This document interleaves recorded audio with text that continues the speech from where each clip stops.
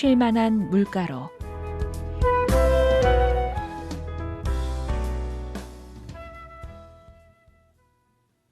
애청자 여러분, 안녕하십니까?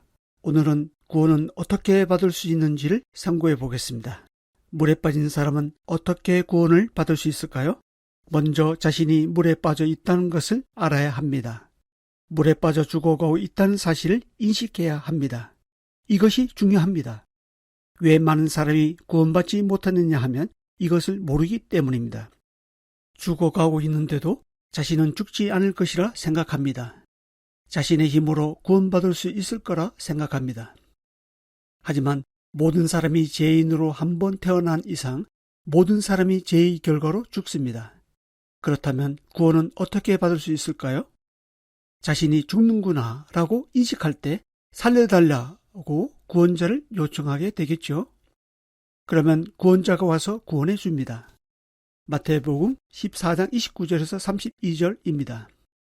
오라 하시니 베드로가 배에서 내려 물 위로 걸어서 예수께로 가되 바람을 보고 무서워 빠져가는지라 소리질러 이르되 주여 나를 구원하소서 하니 예수께서 즉시 손을 내밀어 그를 붙잡으시며 이르시되 믿음이 작은 자여 왜 의심하였느냐 하시고 배에 함께 오름에 바람이 그치는지라. 이 말씀은 오병이어의 기적, 즉 보리떡 5개와 물고기 2마리로 5,000명을 먹이시고 난 이후 있었던 일입니다. 예수님은 무리를 보내신 후에 따로 기도하러 산에 올라가셨습니다. 그리고 제자들은 먼저 배를 타고 갈릴리 호수 건너편으로 가고 있었습니다. 그때가 밤 10시경이었습니다. 지금도 갈릴리 호수에 가보면 저녁에는 산 위에서부터 바람이 호수 아래로 세차게 내리칩니다. 제자들은 물결로 고생하고 있었습니다. 그때 예수님이 바다 위로 걸어 오셨습니다. 이를 본 제자들은 나중엔 예수님인 줄 알고 안심하게 되지만 처음에는 유령인 줄 알고 무서워합니다. 28절에 보면 그때 베드로가 주여 만일 주님이시거든 나를 명하사 물 위로 오라 하소서라고 합니다. 그때 예수님은 오라고 하셨습니다. 베드로가 배에서 나와 물 위를 걷기 시작합니다. 순간 바람과 물결을 보고 무서워합니다. 그러자 물속으로 빠져들어갔습니다. 베드로는 생각했을 것입니다. 아, 이러다 죽겠구나. 그 순간 예수님을 향해 주여 나를 구원하소서라고 소리쳤습니다. 그때 예수님은 즉시 손을 내밀어 그를 붙잡으셨습니다. 그러시면서 믿음이 작은 자여 왜 의심하였느냐라고 하셨습니다. 배에 오르자 바람이 그쳤습니다. 물결은 잔잔해졌습니다. 여기서 무엇을 알 수 있습니까? 베드로처럼 먼저 자신이 물에 빠져 죽어가고 있다는 것을 알아야 한다는 것입니다. 인식해야 합니다. 다음에는 주여 나를 구원하여 주세요 라고 구원자 예수님께 구원을 요청해야 합니다. 여기까지가 우리가 할 일입니다. 그러면 구원자 예수님이 즉시 손을 내밀어 건져주신 것입니다. 모든 사람은 죄로부터, 죄의 형벌로부터 구원받아야 합니다. 왜냐하면 인간은 누구나 죄라는 물에 빠져 있기 때문입니다. 나름대로 살려고 애를 써보지만 결국 다 죽습니다. 죽음을 피할 사람은 아무도 없습니다. 우리가 사는 것 같지만 사실은 죽음을 향해 한 발자국씩 나아가고 있습니다. 내 인생의 종착역이 어디인지 알고 살면 좋으련만 아무도 그 마지막 역이 어디인지 생각하려고 하지 않습니다. 하지만 모든 인생의 종착역은 죽음입니다. 인간이 죽는 것은 죄 때문입니다.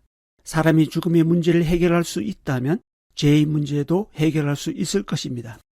하지만 지금까지 죄의 문제, 죽음의 문제를 해결한 사람은 아무도 없습니다. 이 문제를 해결해야 살 수 있습니다.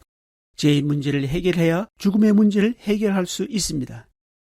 죄로부터 사함을 받아야 영원한 생명을 얻을 수 있습니다.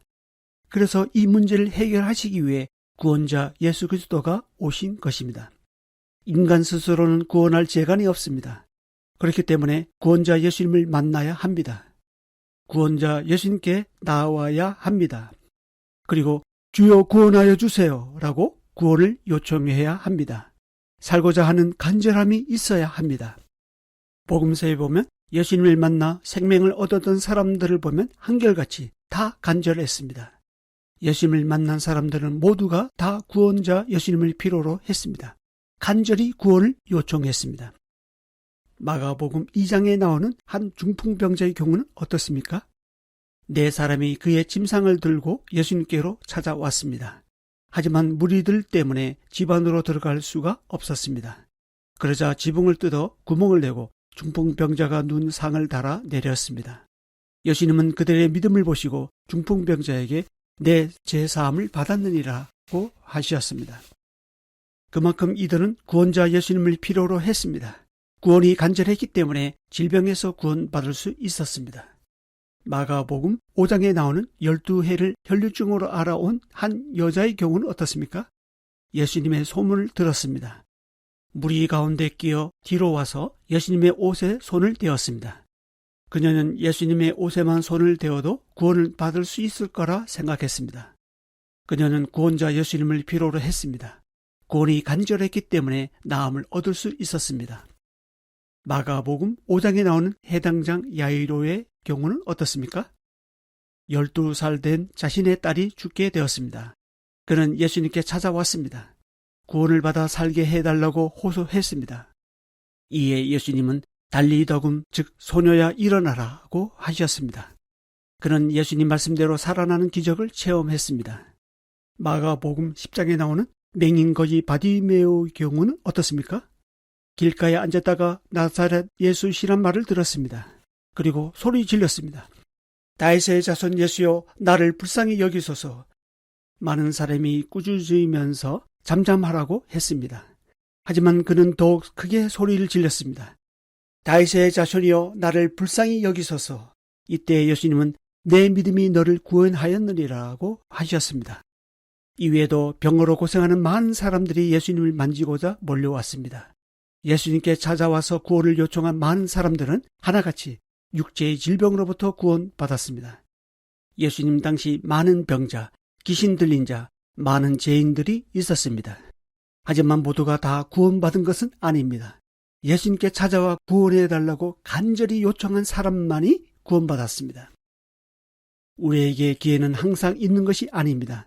사람들은 더 나은 미래를 위해 오늘을 준비하며 삽니다. 하지만 영생을 위해 영원한 준비를 하지는 않습니다. 사람들은 잘 살기 위해 열심히 땀 흘리고 노력합니다. 그런데 영원히 살지 못하면 잘 사는 것이 무슨 소용이 있겠습니까? 우리에게 기회는 항상 있는 것이 아닙니다. 이 방송을 듣고 계신 애청자 여러분, 아직 제 문제를 해결하지 못하신 분이 계십니까? 구원자로 오신 예수 그리스도께로 나오십시오. 그리고 구원해달라고 간절히 요청하십시오. 예수님께 나오는 자가 구원받습니다. 다음 시간에 이어서 말씀드리겠습니다. 감사합니다.